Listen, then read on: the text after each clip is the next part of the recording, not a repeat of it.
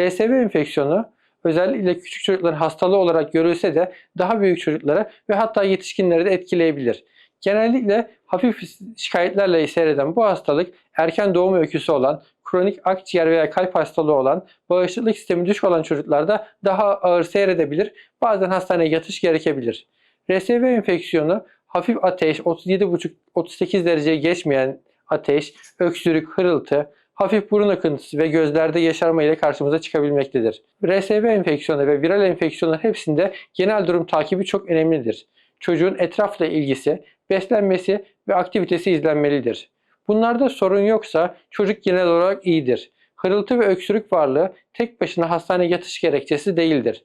Eğer hastaneye yatış gerekirse kan oksijen değerini ölçüyoruz ve gerekliyse oksijen desteği veriyoruz. Sıvı ve beslenme desteği sağlanmakta. RSV özel bir tedavi olmamakla beraber erken doğum öyküsü olan, kronik kalp ve akciğer hastalığı olan, bağışıklık sistemi düşük olan çocuklarda RSV bağışıklığına karşı antikor tedavisi uygulanmaktadır. RSV enfeksiyonunda ve diğer viral enfeksiyonlarda antibiyotik tedavisi rutin olarak uygulanmaz.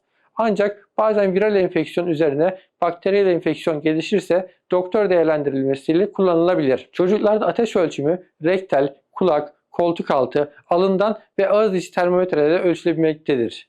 Rektal ölçüm en hassas ölçüm olmasına rağmen klinik pratikte genellikle kullanılmaz.